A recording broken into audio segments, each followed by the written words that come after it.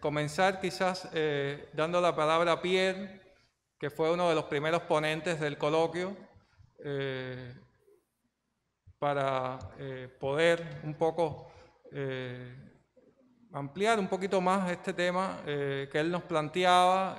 Quizás la idea es poder conversar 5 minutos en temas verdaderamente quizás más generales de análisis sobre el tema de los extractivismos a partir de las ponencias que hemos presentado y a partir de la idea, pero pensando también en cómo podemos trabajar, hacer una agenda común de temas para que este sea un tema que pueda seguir siendo abordado desde el contexto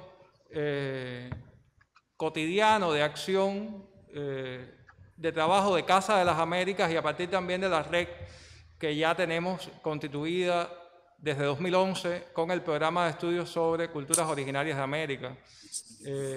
No sé, quisiera entonces, saludo a Osiris, que se une también ahora a la comunicación, y quisiera que en este caso Pierre pudiera comenzar, y vamos a usar, digamos, esa idea, ¿no? Hablar 5 minutos y poder entonces ir intercambiando a partir de eso entre todos, ¿no? Pierre. Bien, ¿me escuchan? Sí, te escuchamos, te escuchamos. Bueno, bien. En primer lugar, muchas gracias por esa invitación. Es para mí siempre muy grato poder intercambiar con otras personas que comparto este interés con la lucha de los pueblos indígenas contra el extractivismo. Y en particular quiero dar gracias a Amanda. Yo creo que te voy a llamar Ariadna y no Amanda, porque tú me sacaste del laberinto informático cada vez que yo me perdía, con el hilo mágico ya logré estar aquí, gracias a ti. Bueno, gracias Amanda. Fue un placer. Bueno, con los pocos minutos quería nomás quizás completar brevemente lo que presenté en el cuarto de hora. Es que me tocó, bueno, el tema era grupos indígenas de Puebla en México y su lucha contra el extremismo. Ahora hablé sobre todo la dimensión jurídica de esta lucha, a la que me tocó participar un poquitín. Pero esta dimensión jurídica que ha llegado a dos logros, dos transnacionales, hay una empresa nacional mexicana minera, una transnacional canadiense que han sido vencidas oficialmente por los movimientos indígenas. Entonces, esos logros jurídicos todos explican por qué la lucha se da en 3 ejes siempre, y no pude hablar de los otros 2 ejes. Un eje es la acción directa, la movilización de acción directa. Los indígenas de la sierra no se fiaron en sus abogados para llevarlos adelante, sino que bloquearon caminos, pararon maquinaria, fueron acampando un año en un sitio donde se quiere hacer una terminal de una central, una línea de alta tensión que iba a llevar electricidad de las represas que rechazan hacia los minas. Así que la acción directa es muy importante, la movilización de todos los instantes. Cuando los citaban a la justicia 4, iban 40. Se quedaron asombrados. Los jueces, los policías, deben regar toda la gente ahí al momento para acompañar a él. Así, la acción directa siempre pacífica. Han bloqueado el camino, pero pacíficamente. Quienes no fueron pacíficos fueron los oponentes. La acción directa, por otra parte, están las presiones políticas. Desde el principio han sabido actuar frente a los políticos. Digo, por ejemplo, cuando de repente los alcaldes, en tiempo de elecciones, pues, quieren ser elegidos, pero nos van a ver, ¿está usted de acuerdo con nuestros planes? Con el rechazo a la minería, el rechazo a las empresas hidroeléctricas, el rechazo a los otros proyectos de muerte. Pues si firman este documento, vamos a votar por él, vamos a recomendar que nuestros miembros voten por él. Y así la presión a nivel local ha sido muy importante. También una vez secuestraron a AMLO, Andrés Manuel López Obrador, que se iba en la zona a ver a gente, y secuestraron porque el comité local de Morena estaba totalmente corrupto y querían que supiera él esto. Entonces hicieron un corte de camino delante y atrás del cortejo me regalaron un collar de flores. Ahora siéntate que vamos a explicar algo. La gente que tú vas a ver están del lado de los caciques, no están del lado de la gente. Y así digo, pero pacíficamente todo, ¿no? Pero siempre haciendo, así que presión política, acción directa y lucha jurídica son las tres patas que logran mantener el movimiento ahora. Eso quería completar. Y me gustó mucho, claro, escuchar de otros experiencias tan diversas, ¿no? Una experiencia de Chile, donde me parece lo mismo en el sur de Chile que vivimos aquí al norte de Quebec. Bosque y represas que inundan pues, cientos de kilómetros, que pelan serranía, que después dan un bosque debilitado que lo quema el incendio forestal.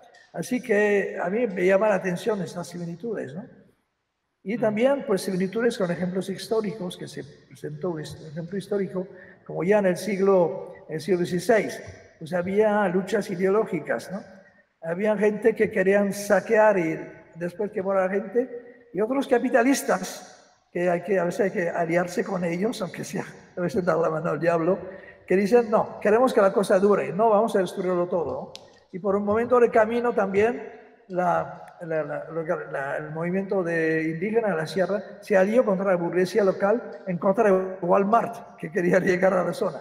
Así que hay que hacer alianzas tácticas con gente de los que sabe que van a ser compañeros de una muy pequeña ruta.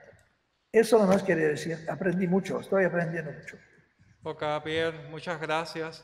Creo que ahora se oye mejor. ¿Sí? Sí. Hola, creo que se oye mejor. Quería agradecer a Pierre. Él hablaba de alianzas tácticas ahora al final, de la necesidad de alianzas tácticas. Yo creo que eso es fundamental. Y también hablaba de las similitudes de las luchas. Yo creo que eso ha sido una constante también en los diálogos que hemos estado teniendo en este tiempo de preparación del coloquio. Y pues obviamente también es un resultado de las ponencias que estamos viendo, el hecho de que en efecto se repiten los procedimientos de las prácticas extractivistas, se repiten las maneras de coactar a los líderes, se repiten las dinámicas y esa manera en que se estructura, digamos, el proceder casi siempre de mala fe de las empresas extractivistas, pues quizás no recibe de los pueblos la misma articulación, porque obviamente la respuesta es local, cuando en realidad pudiéramos intentar una articulación, una alianza táctica un poquito mayor que permita estar estableciendo denuncias y poder responder, digamos, de una manera un poquito más hemisférica, un poquito más regional a este tema. Bueno, se han unido otras personas, hemos puesto en el chat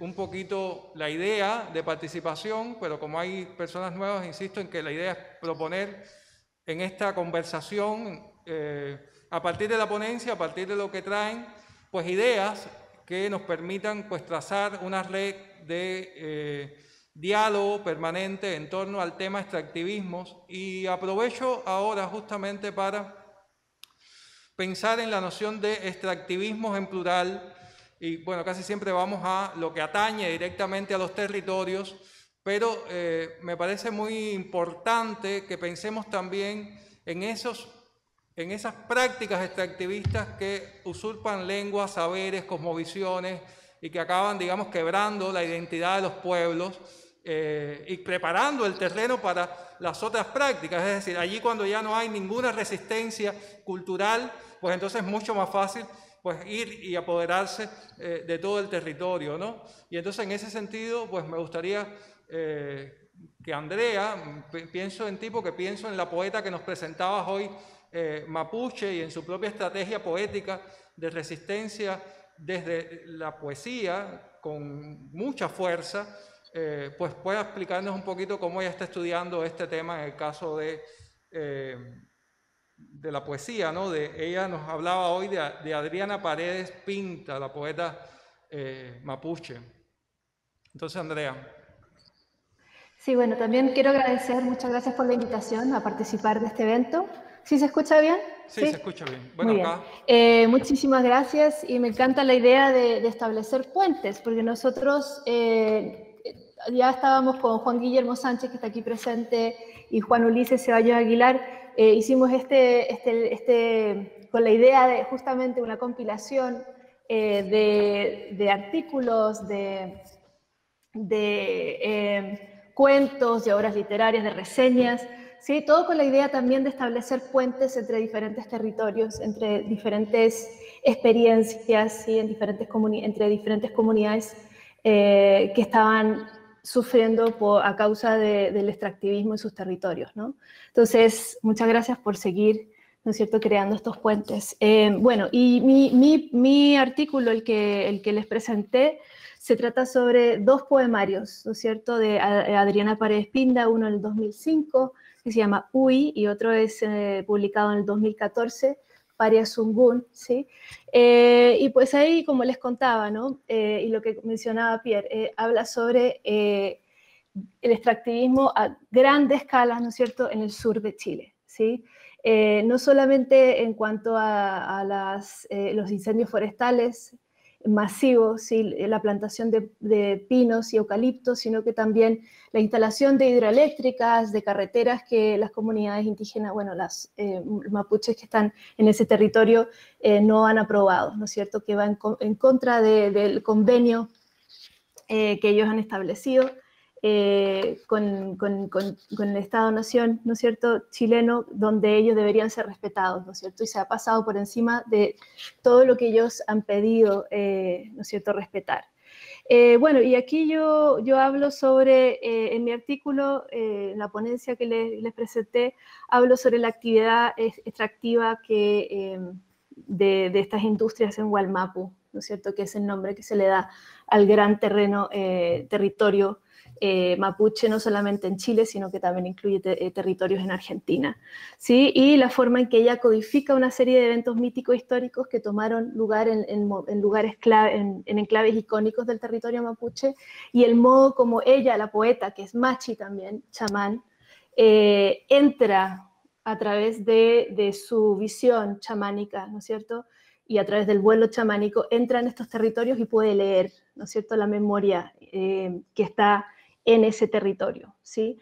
Y entonces recuerda diferentes momentos, ¿sí?, tanto momentos tan fundacionales, ¿no es cierto?, en la cosmología mapuche, que sería el momento de la lucha entre serpientes, Trentén y Caicay, y que son las fuerzas de creación, ¿no es cierto?, y destrucción, y luego otro momento que es en 1960, que es el gran momento del megaterremoto que hubo en Chile y el tsunami, posterior tsunami, que realmente reorganizaron toda la geografía de ciertos lugares en el sur de Chile. Y luego también eso lo asocia con este momento que Adriana Paredes Pinda, quien vive en el sur de Chile, ve que es el extractivismo, la actividad extractivista de la industria forestal y de las hidroeléctricas. Y pues ella va estableciendo paralelos en su poesía, va haciendo denuncia, ¿sí?, y va llamando la atención sobre el carácter cíclico, ¿sí?, que hay en estos de los eventos en la historia mapuche y la necesidad de restablecer el equilibrio en la tierra, porque hace realmente una advertencia, ¿no?, que dice que si no se devuelve este equilibrio, si no se le presta atención, realmente va a ser catastrófico, ¿no? Entonces hace una denuncia, un llamado muy fuerte en su poesía. Bueno, eso. Gracias.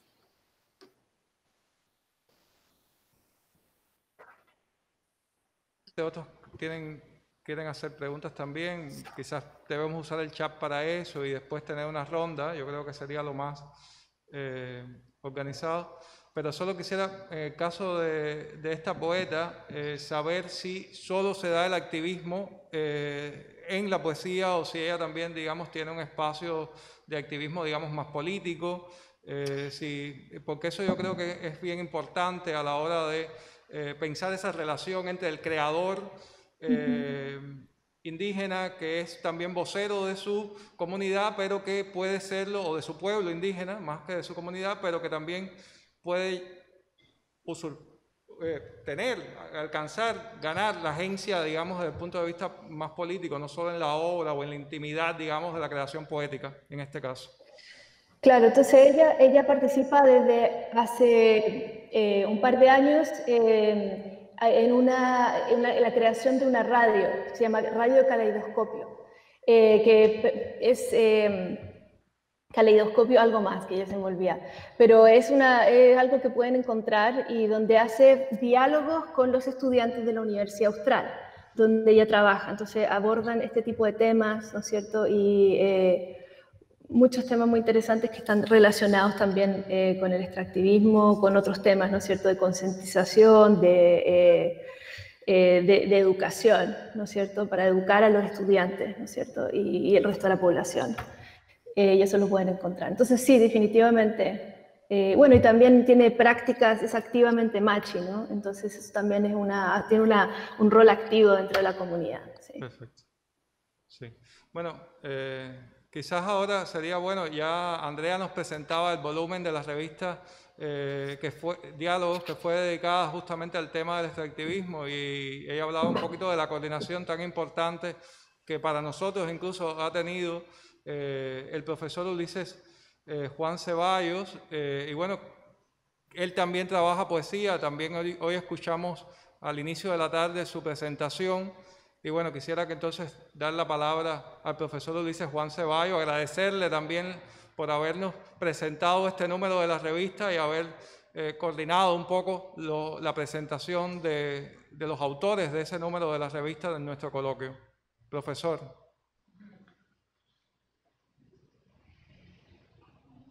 Bueno, veo al profesor conectado, pero no tiene el micrófono apagado.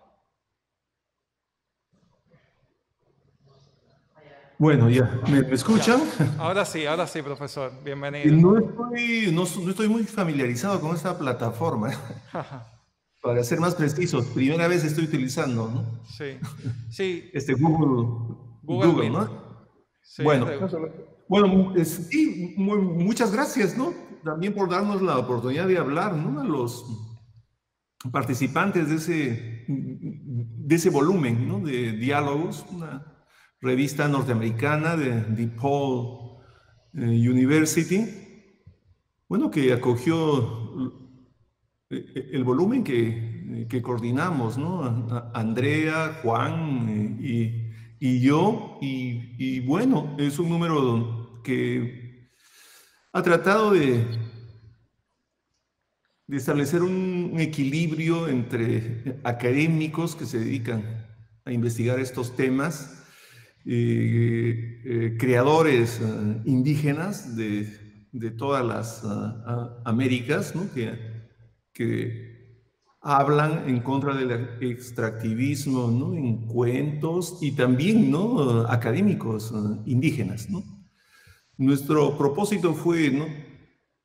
Tratar de acoger la mayor cantidad de las grandes regiones indígenas de Abya Yala, pero bueno, no alcanzó el tiempo y algunos no respondieron a nuestro pedido. Pero creo que es un buen punto de partida, ¿no? Y también ya con la ventaja que da el paso del tiempo y luego de hacer una relectura del volumen, ¿no? Hay muy pocos, ¿no? Artículos sobre lo que se llama el extractivismo epistemológico, ¿no? Y que es un nuevo tema. Y también hay pocos artículos sobre el neo-extractivismo, es decir, el extractivismo que han practicado, ¿no? los gobiernos, ¿no? Progresistas, ¿no? En estos últimos años, ¿no? Es decir, Bolivia, ¿no? Ecuador, ¿no? Durante estas administraciones, ¿no? Progresistas también, ¿no? Y lo mismo también, ¿no? El Brasil, ¿no? Y ya sabemos que durante el gobierno de Lula también se aceptó el extractivismo, ¿no? Bajo otras condiciones, pero no dejaba de ser un extractivismo, ¿no? Entonces, y estos son temas, creo que deberían ser desarrollados, ¿no? En el futuro, ¿no? Y quizás, ¿no? Sería necesario coordinar un volumen, ¿no? Porque aquí bueno, yo he visto algunas de las presentaciones de ustedes, ¿no? En vídeo, ¿no? Y bueno, y estas presentaciones están señalando un punto bastante importante, ¿no? Bueno, que se ha resumido en esta conversación, ¿no? Y es el siguiente, ¿no? Es de que los grandes grupos de poder, ¿no? Y ya sean, ¿no? Los grupos de poder latinoamericanos, ¿no? Que responden, ¿no? Básicamente a grupos de poder, ¿no? De europeos y norteamericanos, ¿no? Es que ellos, antes de entrar, ¿no?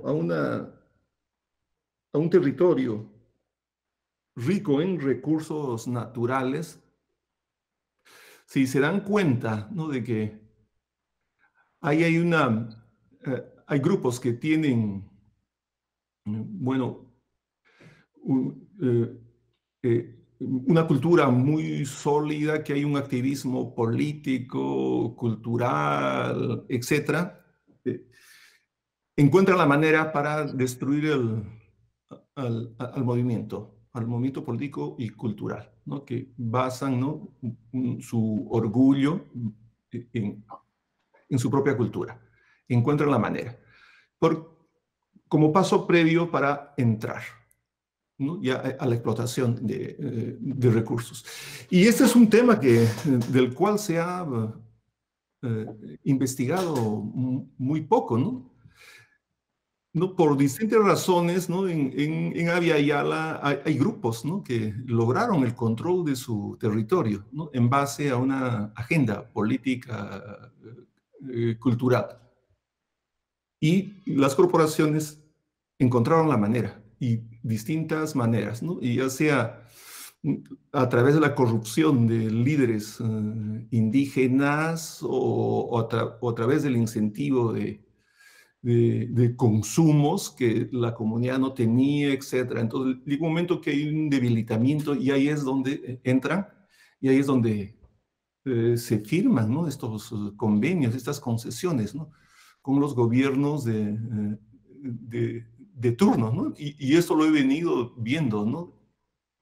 En varias presentaciones. Y esto creo que es una agenda pendiente, ¿no? de investigación, ¿no? Ver cómo se destruye el movimiento político-cultural y todo el tejido, ¿no? El tejido social para entrar, ¿no? Bueno, y en ese sentido ha sido muy productiva, ¿no? Bueno, en este caso, ¿no? Mi visión, ¿no? de las ponencias de varios, ¿no? Entre ellas la de Brisolme, ¿no? Sobre toda ¿no? Sobre la producción de electricidad, ¿no? Con los vientos, ¿no? La de Andrea, ¿no? Y también del colega canadiense, ¿no? Que, bueno, no sé francés, así que me es complicado pronunciar su apellido. Pierre, ya, Mi nombre es Pierre. Ya, tu nombre es, ya, pero tu apellido, ¿cómo se pronuncia a propósito? Ok, bueno, sí, bueno, esos serían mis comentarios, ¿no? Por ahora, y de nuevo, reitero mis agradecimientos a Casa de las Américas, ¿no? Por habernos dado esta oportunidad de hacer conocer, ¿no? Nuestro volumen y queda, ¿no? Mucho que hacer, ¿no? Y también han aparecido, ¿no? Seminarios, ¿no? Sobre el extractivismo en varias universidades, ¿no? Es interesante, claro, con distintos énfasis, ¿no? Por ejemplo, en la Universidad de Río de Janeiro, ¿no? Hay un seminario sobre extractivismo, pero es un extractivismo que se enfoca más, enfoca más en cuestiones estéticas. Y a medida que han ido avanzando, ahora están entrando, ¿no? A reflexionar en el extractivismo epistemológico, ¿no? Y parece que su agenda se sigue renovando, ¿no? Y y es probable, ¿no?, que en un futuro cercano también empiecen a analizar, ¿no?, digamos, los asuntos que a nosotros nos interesan, ¿no? Porque yo creo que nosotros, este grupo, ¿no?, que ha congregado Casa de las Américas, nosotros ponemos más énfasis, ¿no?, en la movilización social, ¿no?, en la dimensión política, ¿no?, del anti-extractivismo, ¿no? Pero hay otros que ponen énfasis en otros aspectos, ¿no?, del extractivismo. Bueno, eso es todo, ¿no?, por ahora, así que dejo la palabra a otra persona, ¿no? Sí, muchas gracias, profesor Ulises. Y bueno, quisiera ahora, para seguir un poco con la dinámica del volumen de la revista, pues dar la palabra al profesor Juan Sánchez, para que él pueda comentarnos un poco más a partir de estos temas y a partir también de la ponencia que presentó, que compartimos esta tarde. Bienvenido, profesor. Gracias, mucho gusto a todos, qué bueno verlos, gracias por el trabajo que todos hacen y por dedicar este tiempo a este tema tan importante para todos.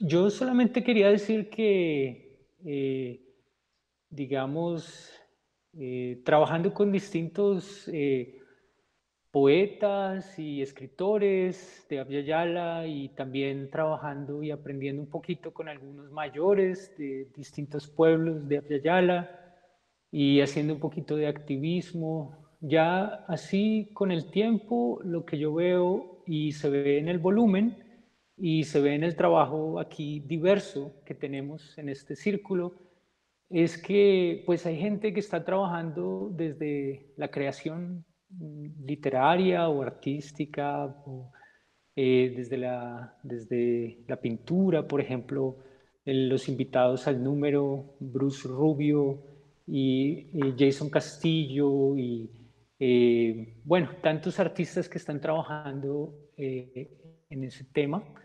Pero también hay otro grupo que está trabajando pues desde el frente político, ¿no? Desde los líderes, desde los movimientos sociales, desde las reuniones en incluso cortes internacionales, etcétera. Y ese grupo pues también es fundamental, digamos, es uno de los pilares. Pero a veces se nos olvida, y yo creo que es muy importante recordar, y es la voz de los mayores, de los líderes espirituales y de los, en el caso, en la ponencia que yo hablaba un poquito de los mamos y de las sagas de la Sierra Nevada de Santa Marta en Colombia y de cómo ellos han estado liderando la protección del territorio y de la línea negra y cómo ese acompañamiento ha sido decisivo para el camino claro. Y eso mismo se puede ver en todos los territorios, ¿no? Y a veces el desequilibrio político se puede ver en algunas comunidades por la ausencia de la voz de los mayores. Y yo creo que esos tres pilares, el arte, la espiritualidad y la acción política, cuando se trenzan, entonces hay una fuerza ahí. Y entonces eso es lo que yo quisiera compartir hoy y por eso quisiera agradecer a Gloria Cáceres, que está aquí presente, que es una de las autoras de nuestro número, porque ella también está hablando, ¿no?, de esa fuerza de los puquios y de cómo no es solamente proteger el agua porque la necesitamos nosotros, sino también porque hace parte de un tejido que es más allá de los humanos. Es una conversación que no necesariamente es solamente sobre nosotros. Entonces, esas conversaciones están ocurriendo en muchos espacios. En la revista se habla de ello, sobre todo en el Amazonas. También hay una participación activa de los mayores en las mesas y a veces se encuentran conversaciones donde un ministro de una nación-estado está hablando con un mayor y uno se da cuenta que hay distintos paradigmas allí en juego y entonces nuestro reto es encontrar un puente intercultural que nos ponga a dialogar en el mismo espacio. Entonces, pues gracias a todos y con esa idea de las tres piedritas, ya por ahí dejo. Okay. Gracias, Juan. Gracias. Y bueno, ya Juan de alguna manera introducía a Gloria. Gloria fue la primera en conectarse a esta comunicación y ya les adelanto que nos va a enviar en formato para la lectura la versión completa del cuento que ella compartió, fragmentos en quechua y en castellano.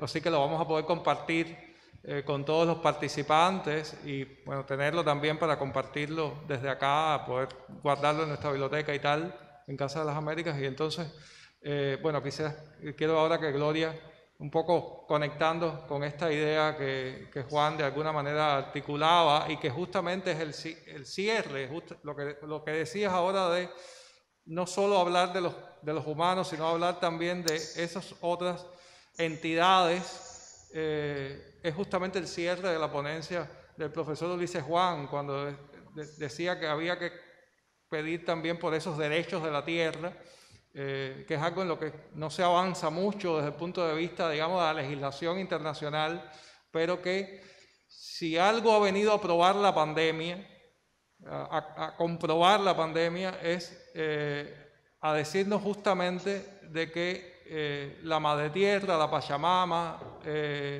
se muestra quizás ya demasiado quejosa de un depredador como lo es definitivamente el ser humano, ¿no? Esa idea de un virus que de pronto llega a acecharnos, tenemos la idea de que el virus es el depredador, pero ese virus quizás viene a restaurar un equilibrio y quizás pensar desde ahí, pues nos baja un poco los humos a los seres humanos, nos pone en un lugar, nos quita un poco el ego y bueno, quizás eso también es importante pensarlo, es lo que los mamos, los mayores de todas las culturas han dicho durante mucho tiempo. Recuerdo que en esta misma sala donde estamos, la sala Manuel Galich, en 2012, Rigoberta Menchú decía de una manera absolutamente clara y brutal: un día el mundo se sacudirá al hombre como el perro a las pulgas. Nunca lo vemos desde ahí, lo vemos desde otro sitio y por eso la mentalidad extractivista. Y bueno, quizás ahora la palabra para Gloria, poniendo esa idea de Rigoberta Menchú para activar un poco y conectar con lo que nos decía Juan. Claro, antes que nada debo agradecer, ¿me escucha? ¿Sí, no? Sí. Agradecer a la Casa de las Américas por esta ocasión, esta oportunidad que nos da a todos aquellos que seguimos desde diferentes ángulos, desde diferentes ventanas, ir en contra del extractivismo.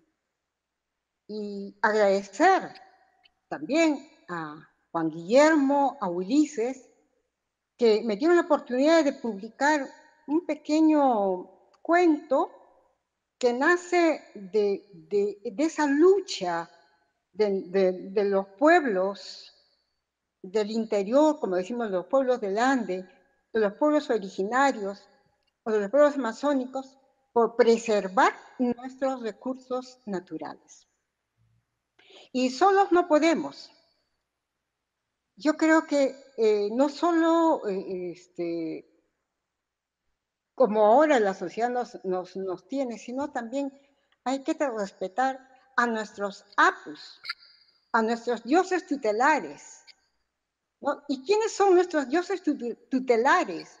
Son las montañas, el agua, la naturaleza, el río, todo, las aves. todos tienen una función elemental.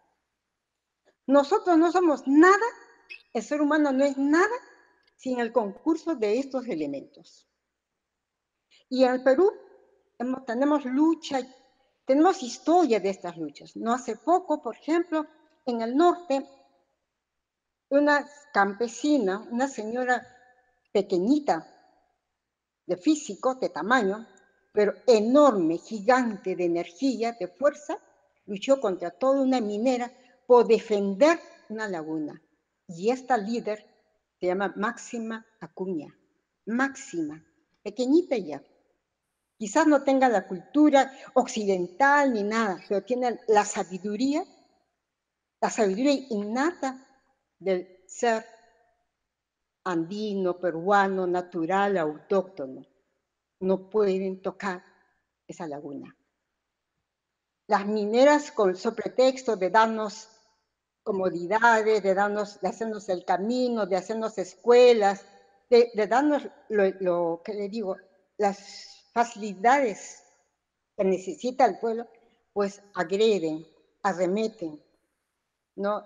Extraen las riquezas. Entonces, pensando yo en Máxima Acuña, pues yo también me trasladé a mi zona, porque tenemos una fuente, un ojo de agua, un puquio, y alrededor de ese puquio hay asentamientos, hay minas. Entonces, minas de sal, minas de oro, minas de plata, y las compañías mineras de todo el mundo, digo, sí, de todos, pasan por ahí, ofrecen a los campesinos, a los nativos, a los agricultores, mira, les vamos a hacer una escuela, no vamos a dañar el cauce del río, lo vamos a limpiar, etcétera, etcétera. Y con ese cuento, pues, ¿qué hacen? Agreden, explotan, dañan. Entonces, inspirado en ese personaje, es que yo escribí el cuento La ñusta de Tararunqui. Tararunqui se llama el ojo de agua, la fuente, el manantial, que está situado a unos 5.000 metros sobre el nivel del mar. Y los pueblos, por ejemplo el mío, que está por los 3.000, pues cada año asciende a ese lugar para rendirle culto, para festejarla, para limpiar la sequía, y todo el pueblo se traslada.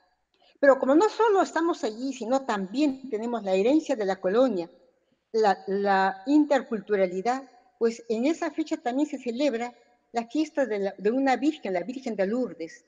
Entonces se rinde culto a las dos divinidades, la del catolicismo, que es la Virgen de Lourdes, y la nuestra, la autóctona, la dueña de ese lugar, la señora del lugar, que es la princesa, la ñusta.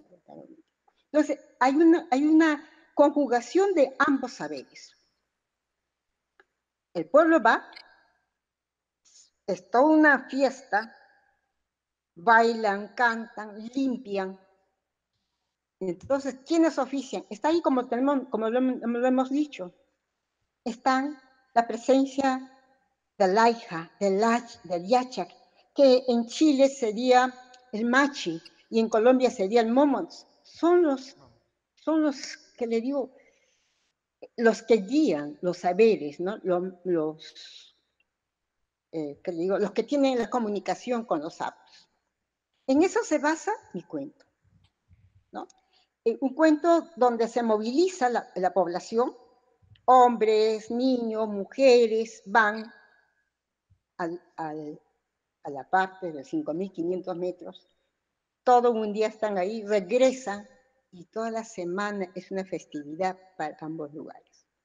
Pero no solo es eso, no solo es la borrachera, la fiesta, sino que sientan el precedente de que ahí nadie va a ir a explotar, nadie va a ir a arrojarlos, porque el agua es de ellos, el agua es de la comunidad, el agua les pertenece, así como nos pertenece el derecho a la tierra, así como nos pertenece el aire que respiramos, así como nos pertenece el apu, los apus.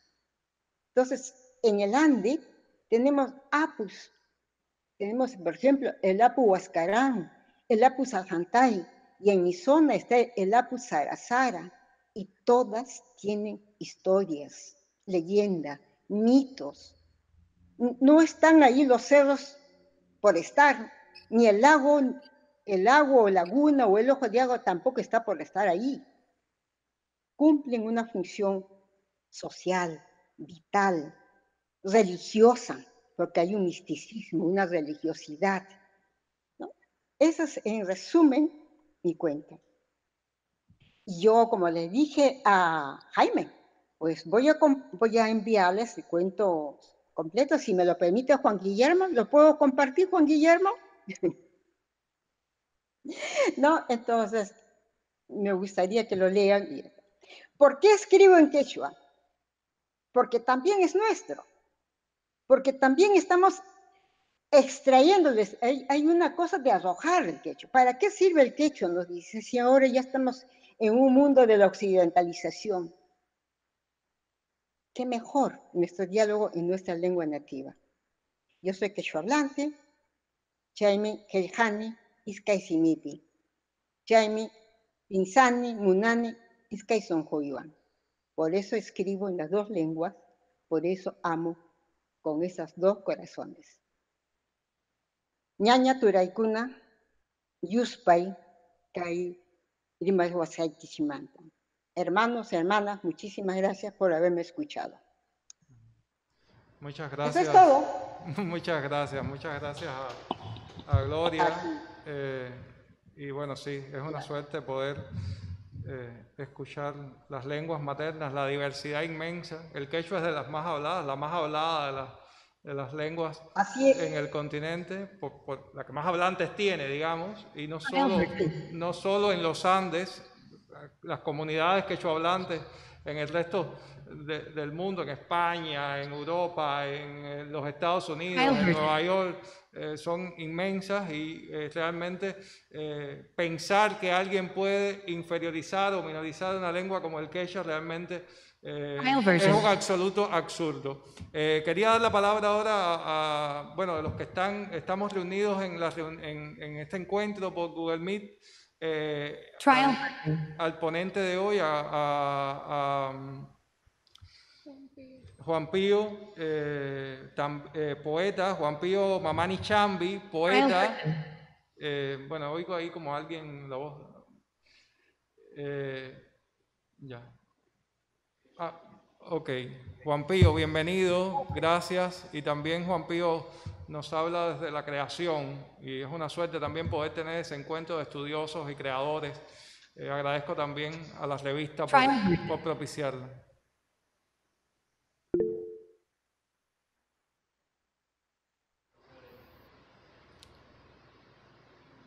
Trial version. No escuchamos a Juan Pío, por alguna razón hay algo en su micrófono, está abierto, pero... Trial version.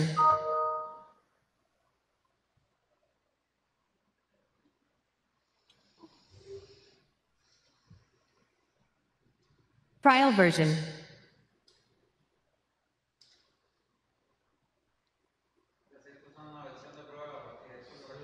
Ok. Sí, quizás la comunicación de Juan Pío no nos permite escucharlo ahora. Trial version. No sé si puedes...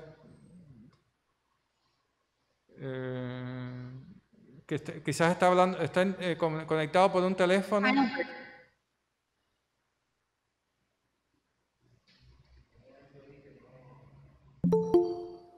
Juan Pío está entrando por otro lugar. Trial version. ¿Hola? Ahora sí te escuchamos. Quizás sería bueno, te escuchamos y te vemos doble, pero quizás sería bueno que cerraras el anterior acceso para... Ya, ahora, perfecto, bienvenido. Gracias, muchísimas gracias. Y mil disculpas por lo de... no lo había probado que el micro estaba funcionando o no. Bueno, muchísimas gracias nuevamente a los que dirigen Diálogo, la revista, ¿no? Por publicar estos poemas míos en aymara, y también pues a Casa de las Américas por esta oportunidad para expresar nosotros, o al menos yo soy aymara de Puno, de la variante Collao, porque el aymara es, hay varias, hay aymara paseño, hay aymaras de Chile, ¿no? Entonces, creo que ha resumido la colega o la narradora quechua que me ha precedido. Yo esas ideas las quería expresar, ¿no?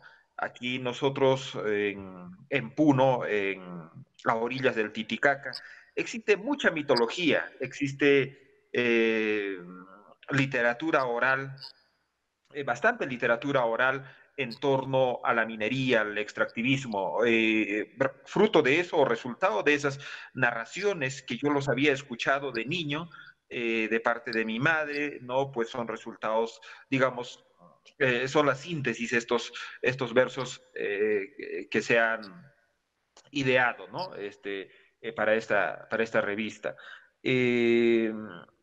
Sí, pues aquí hay, al menos los aymaras, han tenido mucho respeto por la naturaleza, por el cerro, por el río, por el lago, sobre todo por el lago. Probablemente los que nos pueden oír desde el extranjero o desde otras ciudades, fue el año 2011 que el pueblo aymara del sur se levantó contra la minería y tomaron todo Puno, y pues los tenientes, ¿no?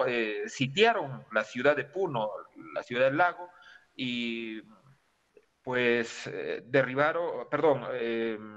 hicieron cambiar de posición, ¿no? O de política al Estado peruano, ¿no? Lo que querían explotar la mina Santa Ana. Creo que era una minera canadiense, ¿no? Y bueno, como resultado o como consecuencia de eso, uno de los actores líderes, ¿no? Que ha promovido está encarcelado, ¿no? Entonces, los aymaras, pues, ha sido muy constante, ¿no? La lucha en contra del extractivismo y todo ello, ¿no? Bueno, pero lo que yo quería decir es que hay mucha literatura oral, ¿no? En torno a los anchanchus, en torno a al chinchilico, lo que hace, cómo anda vestido, cómo camina de noche, cómo aparece en los cerros, por qué es importante tener cierto distanciamiento con ellos, qué ritualidades se hacen en torno a los tapados, en torno a los aparecidos, en fin, ¿no? ¿Por qué es importante el 1 de agosto y todo ello, ¿no? Entonces, esto, bueno, podría hacerse pues quizá un poco más extenso, ¿no? Un poco más extenso y detallar cada uno de esos, eh, detallar cada uno de estas tradiciones, ¿no? Mitos que se han generado, ¿no? Bueno, eso es en mi mundo, en el mundo aymara. Bueno, eso es lo que yo quería decir y gracias, ¿no? Diré algo en aymara. Humanakaruja, Aruntanipsnawa, Nayaja, Walikuchipunitwa, Cuba Marcan Sarnajirinakaru, Ma Comanto Apayanipsnaj, ¿no? Les mando saludos y gracias por escucharme. Okay, muchas gracias, Juan Pío. Y bueno, han hablado ya de alguna manera todos los ponentes. No sé si tenemos en el chat alguna pregunta o algo. No, Gloria ha compartido con todos. Gracias, Gloria, por compartir el cuento, el documento.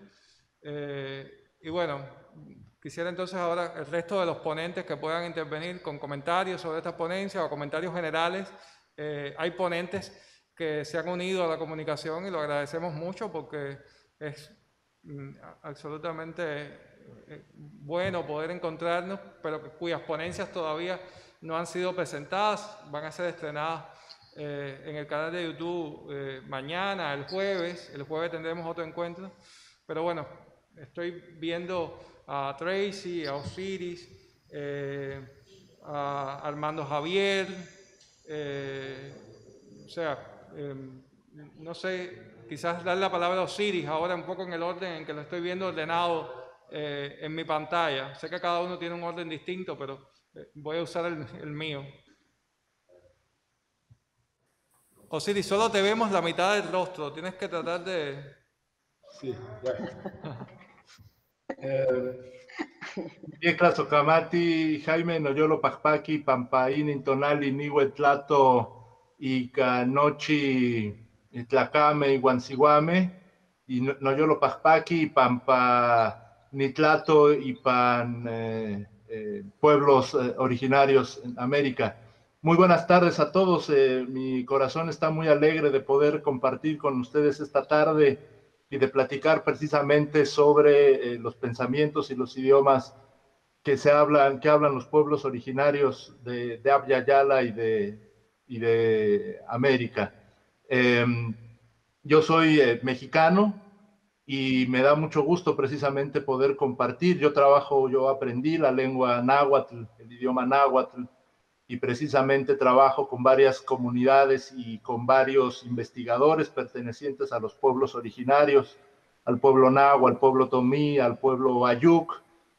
Y bueno, me da mucho gusto poder compartir este conversatorio. He aprendido mucho, he estado revisando las ponencias, me interesó algunas cosas de las que hablaba Pierre en relación con la Sierra Norte de Puebla, porque efectivamente compartimos ahí diversas problemáticas.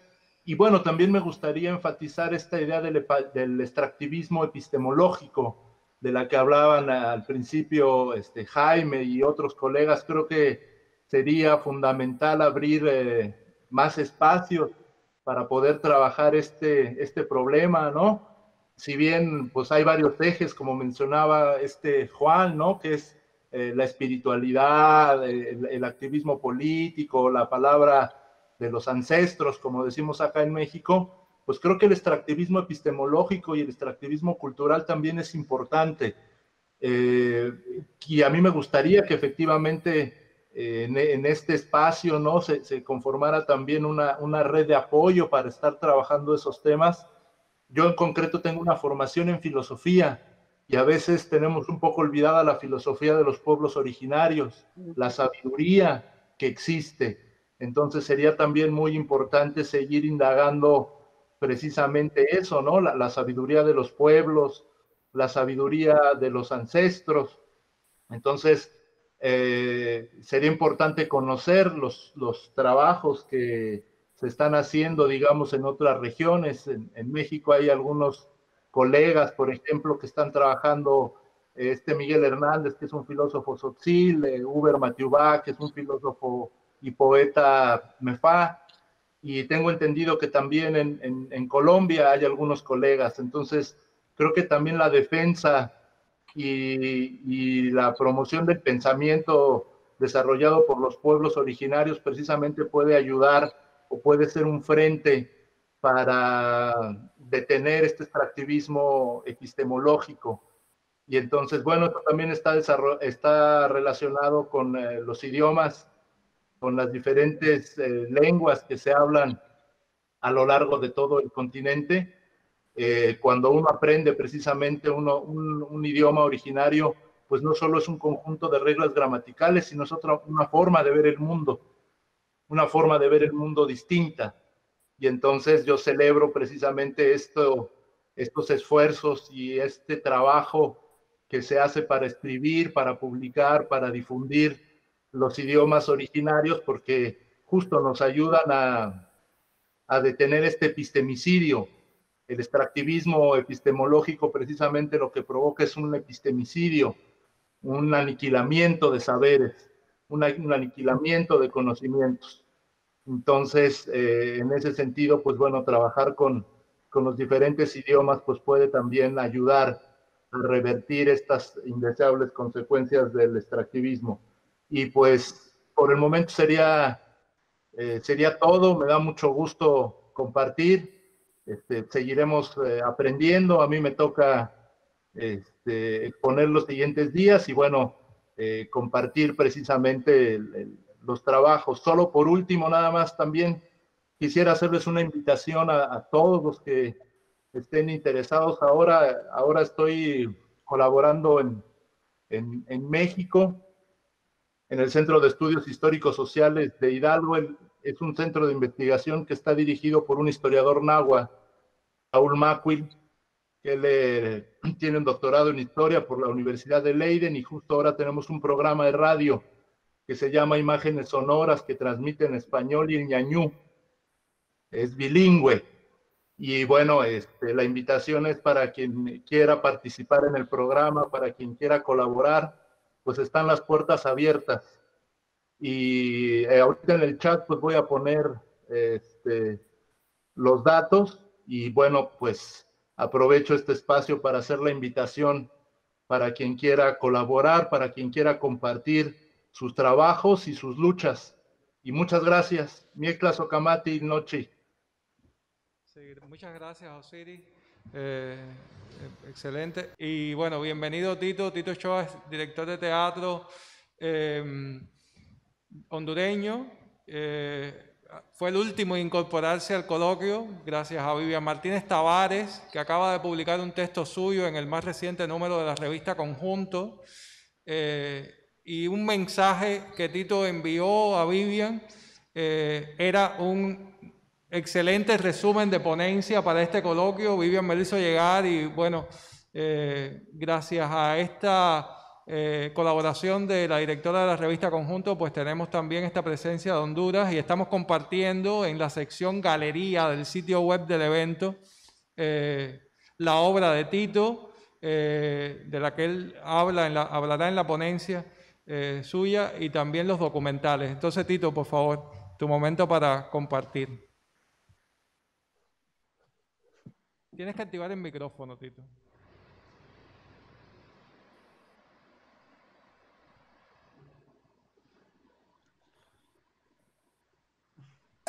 Aló, ahora sí, ¿me escuchan? Ahora te escuchamos, gracias.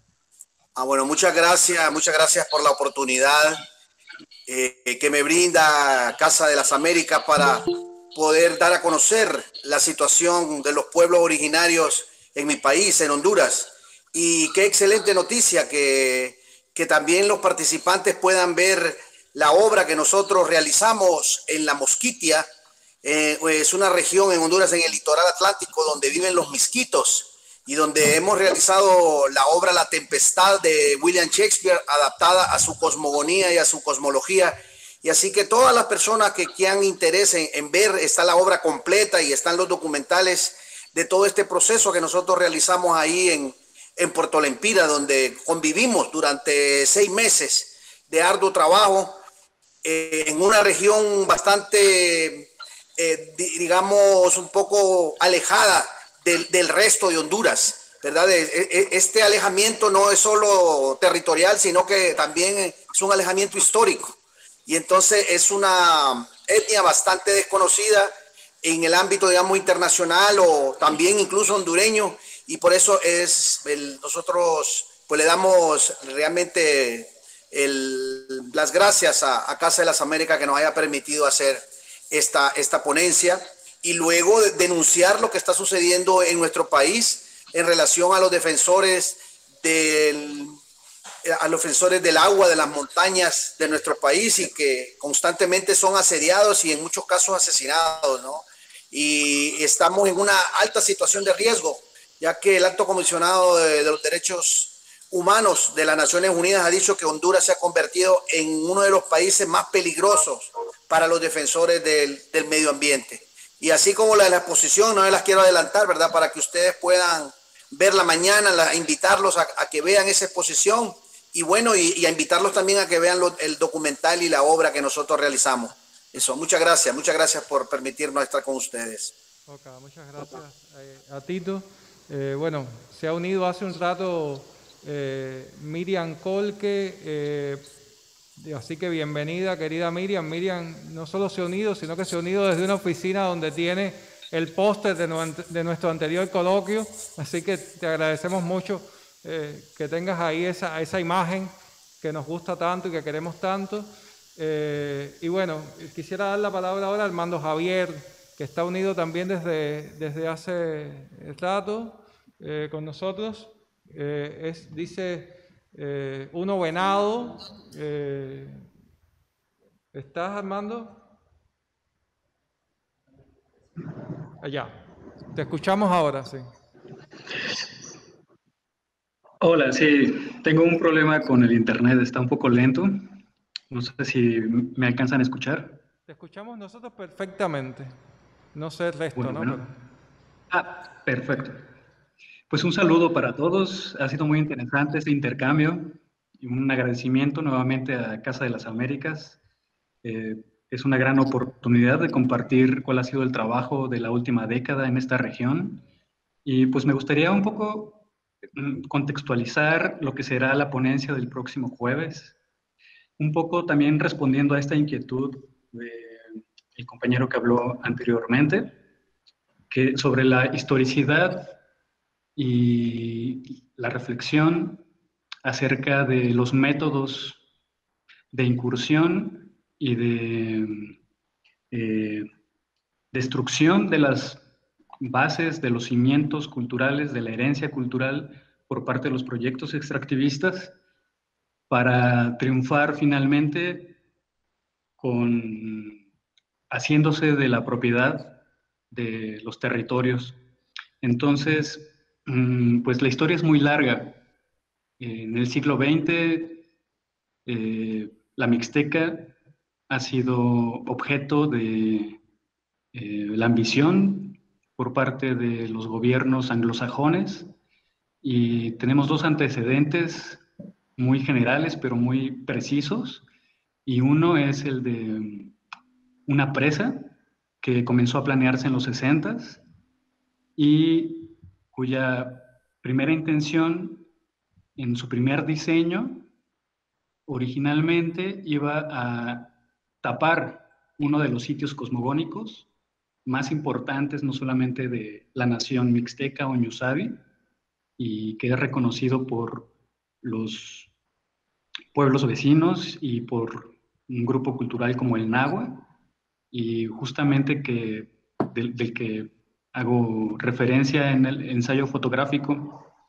Y esta presa fue diseñada con la intención, creemos nosotros, de cubrir este sitio cosmogónico que es de los más importantes que nosotros tenemos en nuestro territorio y pues que nos da identidad y mucha fuerza espiritual. Entonces hubo una gran resistencia, no por parte del pueblo, no por parte de las comunidades, sino por personas muy particulares. Y hay una novela incluso que hace referencia a uno de los personajes que la novela se llama Chente Culebro y los Nahuales de Tierra Azul, y es una ficción, pero gracias a la memoria oral nos dimos cuenta de la relación que había entre esa ficción, entre esa novela y los hechos que los mismos abuelos y las abuelas nos recordaron sobre la construcción de esa presa. Entonces, uno de los primeros antecedentes de este avasallamiento del territorio por parte de los gobiernos de Estados Unidos fue ese, el de la presa de Yosocuta. Y afortunadamente, la acción de estos personajes en la vida real, que después fueron ficcionados en una novela,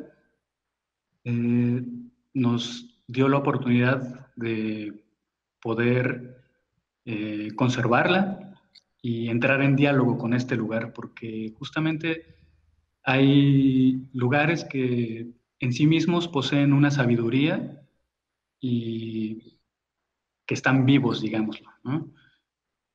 Y que a nosotros en la actualidad nos dan guía para entablar como esta resistencia frente a los proyectos mineros en este caso. El otro antecedente que me gustaría mencionar para contextualizar nuestra lucha es el de el programa Bracero o Braceros, que surgió en la década de los 40 y se extendió hasta los 60 y consistió en darle trabajo en Estados Unidos a los indígenas ñuzabis o mixtecos con el pretexto o con la causa de la Segunda Guerra Mundial. Y hasta el momento, en el día de hoy, podemos contar cerca de 250,000 de mixtecos que se encuentran trabajando en Estados Unidos. Y esto es un contexto contra el que hay que luchar, con el que hay que trabajar. Es una aculturación de toda una nación, de todo un grupo cultural. Y actualmente, pues las redes de migrantes han sabido sobreponerse a este choque cultural de trasladarse a otro país, otra lengua, otra cultura, y siguen manteniendo, a pesar de todas estas circunstancias, su identidad y su raíz. Entonces tenemos comunidades completas de migrantes que actualmente están vacías y solamente vuelven a vivir, reviven en la época de la fiesta patronal y se pueden apreciar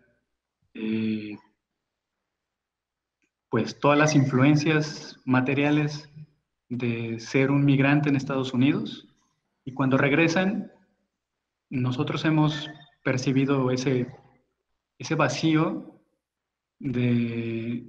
también de no saber pues bien a qué mundo pertenecen, ¿no? Si ya son de allá, si son de aquí.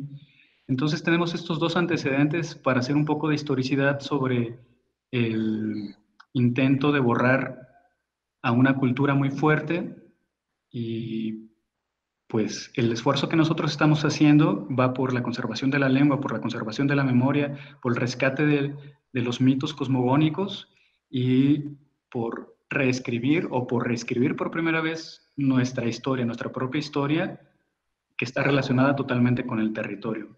Entonces, es una gran oportunidad presentarnos en este foro, y lo hago en nombre también como no solamente de las autoridades, sino del grupo de jóvenes y mujeres y hombres, me refiero, que han participado junto conmigo, que se han integrado a este trabajo y que gracias a esta identificación con esta lucha han decidido convertirse en científicos, antropólogos, geólogos, en fin, para quedarse aquí, para estudiar su propia historia, y no solo hago eso, sino también para aprovecharla en el mejor sentido de la palabra, ¿no? Entonces, este es el contexto a grandes rasgos de lo que será la presentación del próximo jueves.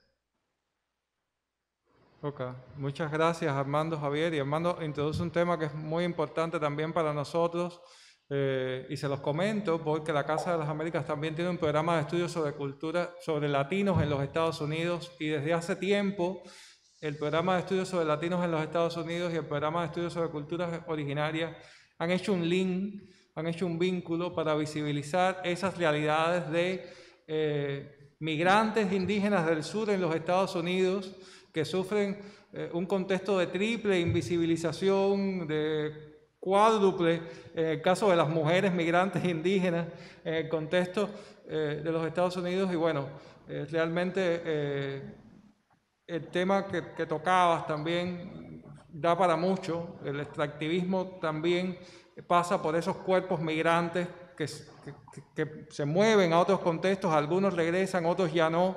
Lo que está pasando, digamos, con esas realidades en todo el contexto de la América Latina también debe ser atendido, debe ser mirado por nuestras preocupaciones de investigación. Está Carolina Díaz también con nosotros. Carolina Azul dice en su usuario de Google. No sé si me escuchas, Carolina. Hola, sí. Hola. Una disculpa, mi internet está fallando mucho, por eso no pongo la cámara. porque si no me saca y se traba. Okay. Sí, bueno, mi participación es hasta el día de mañana. Para mí es muy grato participar en este coloquio. Ya hace 2 años estuvimos en Casa de las Américas presentando la exposición Un Mundo donde quepan muchos mundos, arte zapatista en Casa de las Américas. Fuimos parte del colectivo que llevó el arte de las comunidades autónomas rebeldes zapatistas. Y bueno, para mí es muy grato volver a encontrarme en este coloquio. Mi participación pues es sobre la importancia de la dimensión emocional en los procesos de resistencia, y también pensar en sobre cómo los extractivismos afectan o atraviesan el cuerpo y la subjetividad de las mujeres en específico, pero estamos perdiendo un poco la comunicación, Carolina, te oímos mal en este momento. Bien.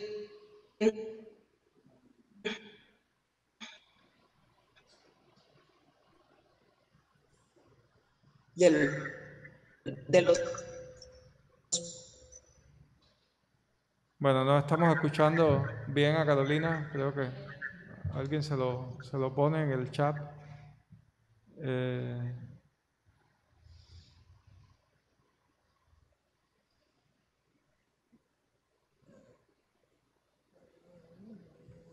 Sí, hola Carolina, te escuchamos muy mal, entonces quizás voy a dar la palabra a otra persona y quizás te desconectas y vuelves y puede que te escuchemos luego mejor. Hay un problema ahí con tu conexión. Y bueno, está Brisol García, ¿me escuchas, Brisol? Sí, un momento.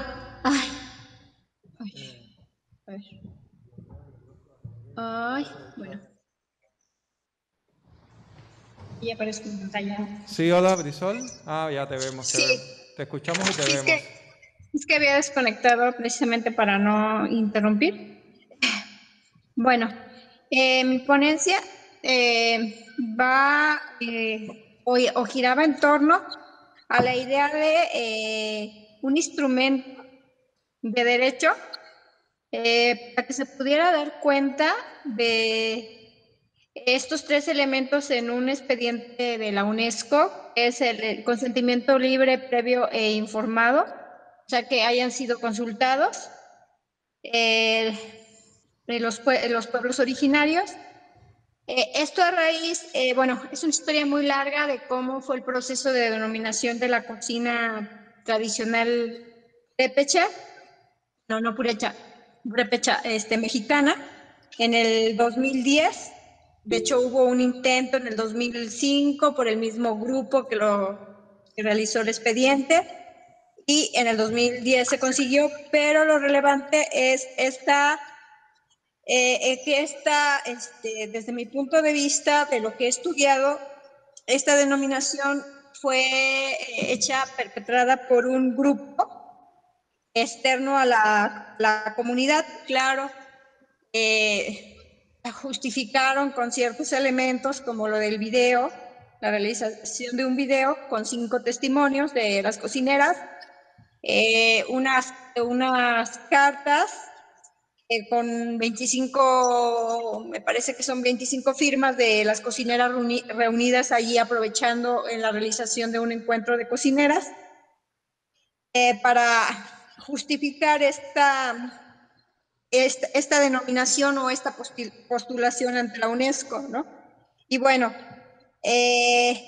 raíz de esto, de la denominación de la cocina y de la pirecua y de la Noche de Muertos de Michoacán, los purépechas, en especial los pirecuas, los que cantan los pirecuas, dijeron, a nosotros no fuimos consultados. Entonces lanzaron un comunicado, pero este comunicado, me decía uno de los líderes de un consejo de ahí de los purépechas, estuvo en la elaboración y en la lucha de si lo sacamos, no lo sacamos. Se quedó nada más a manera de, pues eso, un comunicado, porque no había una corte interamericana o algún modelo así para poder hacer la denuncia, pero que esta corte fuera los pueblos originarios. Y además, bueno, me comentaba, pues existe la Corte Interamericana de Derechos Humanos, pero se queda nada más en eso, en una recomendación. Y bueno, ahora con lo del COVID, un poco con este contexto, se está impulsando mucho, no sé si también en sus estados, regiones, está impulsando muchísimo a la gastronomía para fomentar al turismo. Entonces, o sea, como el pretexto. Y entonces este extractivismo siento que se está como popularizando, ¿no? Bueno, al menos en el caso de Michoacán, se da más el apoyo a lo que he observado y lo que he estado estudiando, a los grandes restauranteros, ¿no? Y es un grupito el que hace las denominaciones, el que está detrás de estas prácticas culturales para, ahora sí que para patrimonializarlas o extraerlas, ¿no? Y sin importar que realmente es el pueblo o los practicantes estén de acuerdo, y más la otra parte es que con toda esta visibilización, pues también por ejemplo, en el caso de los ingredientes, las recetas, porque se hacen concursos, entonces estas recetas pues las obtienen también los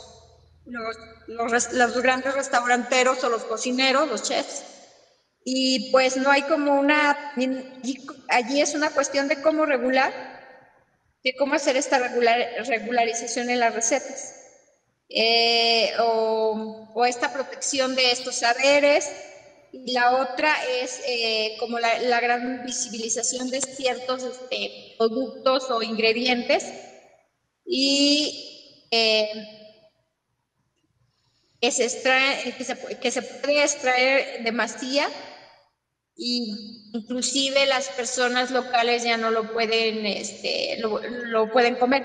Esto pasa en algunos otros, también por ejemplo en algunos otros países, pero por ejemplo en el caso de Michoacán, por ejemplo el pescado blanco, los charales, no es que estén bueno, el pescado blanco sí está en extinción, pero no les importa más con esta denominación, más que como visibilizarlo y decir, pues es Michoacán, el pueblo del pescado blanco, y una gran gastronomía, pero no importa los grandes problemas que se tienen con el lago por ejemplo, de Pátzcuaro, la contaminación,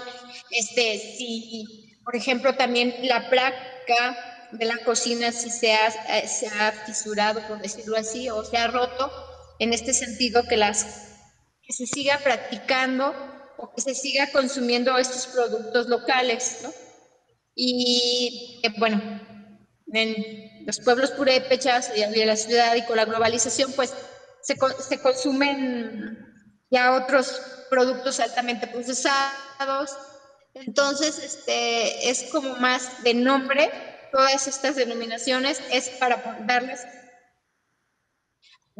ponerlas en un circuito. En el caso de Michoacán, pues en la ruta Don Vasco, y poderlos ofrecer al mejor costo, ¿no? Y bueno, las ganancias también para los grandes empresarios que justifican que insertan a las cocineras en pequeños restaurantes, en pequeñas fonditas, porque ellas tienen, ¿no? Pero en realidad, pues, se supone que les dan capacitación, mercadotecnia y prácticas de higiene, pero pues como muchas cuestiones, o sea, grandes cuestionamientos de cómo se hace esto y para quiénes son las grandes, finalmente para quiénes son las ventajas, para este grupito de poder, ¿no? Es un grupito muy pequeño, ¿no? Tanto local como nacional, me atrevo a decirlo.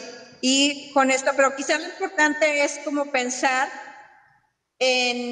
o sea, cuestionar realmente a estos órganos intergubernamentales, porque con estas denominaciones, o sea, si realmente son benéficas para quienes son y sobre todo tratar de encontrar de verdad un mecanismo donde sí las denominaciones de los expedientes salgan de la gente local y no de los promotores culturales o de los funcionarios y políticos, porque finalmente es lo que pasa como acá en México. Bueno, gracias. Esas son como las ideas. Gracias, Brisol. Brisol da un contexto muy amplio de lo que será también su ponencia mañana. Ella pone el acento sobre otro de los grandes temas del extractivismo, todo lo que pasa con el universo de lo turístico, y bueno, también forma parte de esa noción de la que hemos estado hablando, de extractivismo epistemológico, lo que pasa con la tradición culinaria de nuestros pueblos, lo que pasa con recetas, lo que pasa con alimentación, y realmente hay todo un empresariado y todo un aprovechamiento de esos saberes, y poco es lo que va a las comunidades locales, poco es lo que va a las cocineras tradicionales, así que ciertamente hay todo un ámbito ahí. Estaba Tracy Divine con nosotros, creo que ya no está, no está ya con nosotros. Gracias, Brisol, y bueno, le doy la palabra a Miriam Colque Mamani de Chile. Miriam tampoco hemos visto tampoco todavía su ponencia, pero bueno, se puede incorporar también, por supuesto, este diálogo sobre bases generales para la discusión y el intercambio. Gracias, Miriam, bienvenida. Tienes el micrófono apagado, ahora ya. Se volvió a apagar.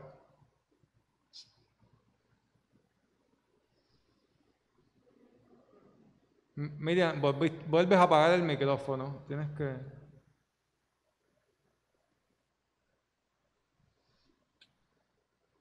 Es que estás conectada con el teléfono y con el...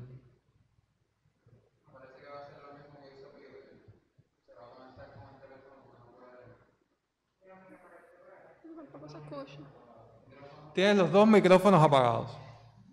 Te vemos doble, pero ahora te escuchamos. Perfecto, gracias. ¿Me pueden escuchar? Sí. Ya. ¿Ahora sí? Bienvenida. ¿Me pueden escuchar? Te vemos y te escuchamos. Ya. Sí. Gracias. Bueno, yo les voy a contar un poquito acerca de nuestra ponencia de mañana. Bueno, nosotros quisimos hablar un poco de las tramas comunales en los ayllus, que son los territorios en los cuales habitamos.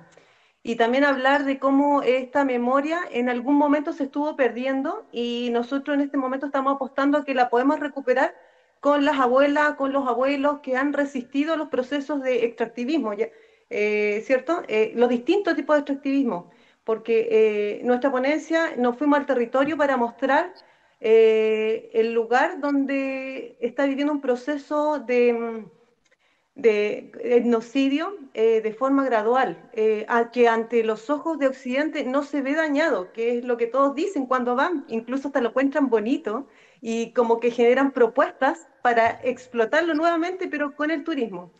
Pero la mirada desde los pueblos, de nuestras abuelas, es que esos territorios ya están muertos, no hay agua, la tierra no está fértil, entonces esa mirada de daño profundo que hay en los territorios daña también la espiritualidad y también desconecta un poco esto de la conexión con el pueblo, con estas nuevas generaciones que no están en el territorio y que se vieron forzadas a trasladarse a la urbanidad.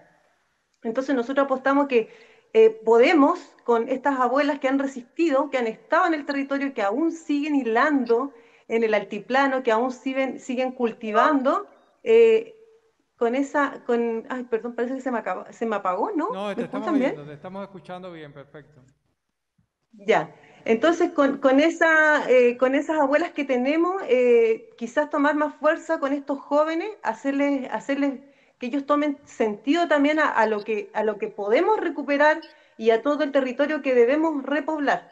Entonces, como varias cosas que quisimos decir, pero como que era muy poco el tiempo, que no se ha perdido todo, aunque ante los ojos de Occidente se ve que ya no hay un pueblo, no hay una cultura, está toda esta nueva generación que puede retomar todo lo que tenemos. Tenemos tejidos, tenemos sistemas alimenticios, tenemos medicina, incluso ahora mismo con este COVID-19 se han vuelto a ocupar las memorias a las pandemias anteriores que han ocurrido. Entonces, tratamos la tuberculosis en su momento, entonces ahora ellas mismas, las abuelas, los abuelos están pensando cómo vamos a enfrentar esto desde la memoria de nuestros pueblos. Entonces, era como bien interesante la propuesta que tenemos para nuestros pares, que en este momento son profesionales y son indígenas, para llamarlos a que se sumen a esta lucha de resistencia y que no le temamos a estas tremendas transnacionales empresas que van al territorio a extraer todo lo que pueden.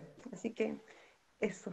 Gracias, Jaime. Gracias, Miriam, por invitarnos también a ver tu ponencia, que recomiendo especialmente por el lugar que Miriam, desde donde hace la ponencia, que realmente es bien interesante.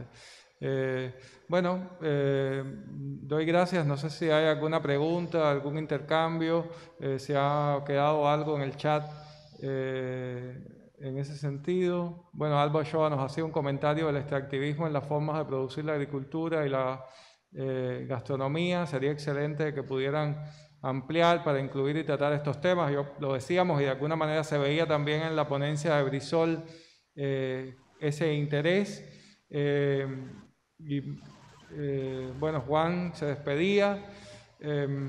No sé, yo creo que ha sido una buena charla. Hemos tenido una relatoría. Este video pues lo vamos a compartir también en YouTube para que otras personas que no están participando puedan verlo y puedan ver el intercambio. Mañana, a partir de las 2 de la tarde, hay nuevas ponencias en curso que van a seguir siendo compartidas en el canal de YouTube de la Casa de las Américas. Y el viernes pues también tendremos otro ciclo de ponencias y luego también vamos a tener este mismo encuentro con los ponentes también de miércoles y jueves a las 5 de la tarde de jueves. Y bueno, todos han recibido también la convocatoria para unirnos en el diálogo Pueblos Indígenas, Madre Tierra y COVID y Pandemia el viernes, que realmente es un tema bien urgente y al que hemos también invitado a otros participantes en otros coloquios para que nos acompañen también ese día y poder, digamos, hacer el intercambio sobre este tema tan urgente y tan importante, pues más productivo para todos. Agradezco a todos habernos acompañado, poder vernos las caras finalmente, poder intercambiar. Algunos conocen La Habana, algunos conocen la Casa de las Américas, el caso de Carolina, que ya ella misma se refería a la exposición, el caso del profesor Ulises Juan, de Osiris, de Miriam. Otros tendrán que viajar en el futuro al 5º coloquio, quizás o antes, porque necesitamos seguir hablando de estos temas. Y entonces, pues nada, en nombre de la Casa de las Américas, los saludo a todos, les agradezco muchísimo que podamos establecer este contacto, esta red. Y bueno, ya les decía al principio, está aquí con nosotros Abel Pietro Jiménez, que es el presidente de la Casa, Soilán Rodríguez, que es vicepresidenta, y Yolanda Lomá, que es directora de Relaciones Internacionales, también Julián, que nos ha estado ayudando con toda la cosa de la informática, Javier, que es responsable de que el audio de este video quede perfecto, y Ernesto Teuma, que está trabajando en la relatoría, y bueno, Amanda Sánchez y yo, que estamos coordinando las acciones del programa. Amanda desde hace un par de años ya con nosotros, y bueno, yo ya desde la fundación del programa mismo, así que le agradezco una vez más a todos y seguiremos compartiendo. Nos volvemos a ver el jueves y el viernes para el cierre en la conversa final. Y bueno, aprovecho también para recomendar, vamos a compartir en YouTube el viernes la conferencia final de Sandra Chinico, Maya Cachiquel de Guatemala, que bueno, que recomiendo mucho su conferencia de clausura de este evento, que de alguna manera también recoge muchos de los temas que hemos estado compartiendo. Gracias a todos. Bueno, ahí han quedado los agradecimientos en el chat, y nos estamos viendo entonces de nuevo en estos días y durante estos días de coloquio. Un saludo.